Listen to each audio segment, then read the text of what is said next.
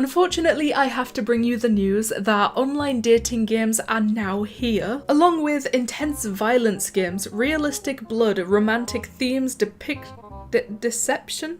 I think that's supposed to say depiction of alcohol, gore, and unplayable gambling will be allowed in experiences marked as ages 17 plus. Interestingly, realistic weapons and audios of gunshots and screaming will also be allowed. That one feels a lot more specific. Like, okay, I understand the realistic weapons thing, and I guess maybe the audios of gunshots to go along with that, but audios of screaming will now be allowed in games that are marked ages 17 plus, which would mean the audios of screaming were not allowed in games previously, and they aren't allowed in games that aren't marked 17 plus right now. It's not really something I've ever thought about when it comes to Roblox, but does it make sense? Why is screaming not allowed in games that aren't for, you know, like adults or something? I don't know, but we have already talked about this, the fact that 17 plus games are now allowed on Roblox.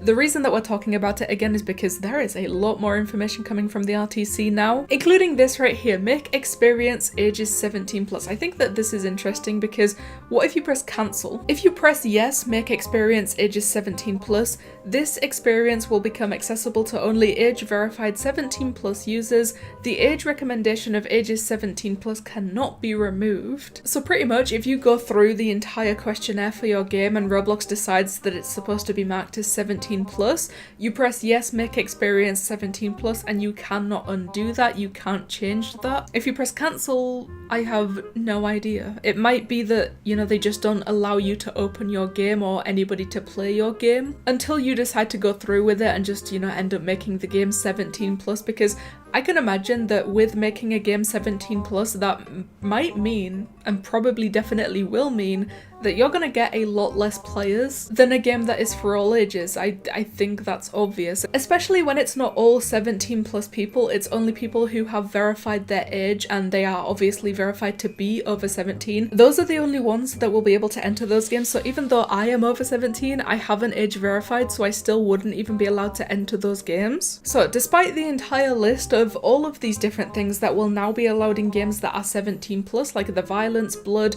gunshots, screaming, you know, typical 17 plus stuff, there is still some things that Roblox does not want to allow inside of those things, even though romantic themes will be allowed, to like online dating or probably something like that, weddings, I don't know, anything like that. It still won't allow like explicitly inappropriate content or anything like NSFW, which makes a lot of sense, and that's probably where the main concern was coming from for some people. Like, romantic themes in a 17 plus game doesn't seem like that big of a deal. Having inappropriate stuff on Roblox would seem like a big deal, 17 plus games or not, so I think it's good that they are still not allowing that. Although they also don't allow like drugs or anything like that, even though they do allow alcohol, which maybe that should fall under that, but whatever. This next information is about how you become eligible to play. Obviously you need to be 17 plus, that is the main deciding factor in this, but even if you are 17 plus, you need to verify your age. Like I said, I cannot enter those games because I'm not going to verify my age. It's